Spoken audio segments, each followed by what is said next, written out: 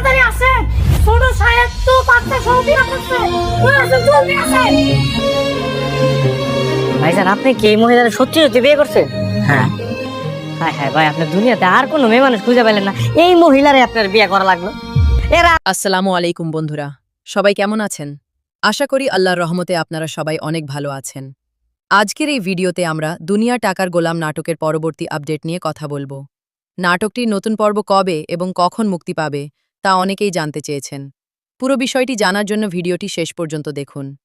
আপনারা জানেন, বর্তমানে নাটকের গল্পে রিশাদ ফাতেমার কাছ থেকে অফিসের সব দায়িত্ব নিজের হাতে নিয়েছে। এখন রিশাদই অফিসের মালিক হিসেবে কাজ করছে।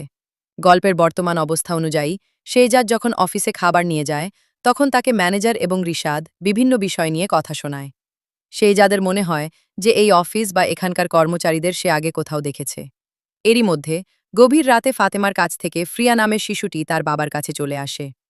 শেহজাদ তাকে অনেকভাবে বোঝানোর চেষ্টা করে। এই দৃশ্যগুলোই আমরা নাটকের সাম্প্রতিক পর্বগুলোতে দেখেছি। অনেকেই জানতে চেয়েছেন শেহজাদের চরিত্র বা এই গল্পটির ভবিষ্যৎ সম্পর্কে।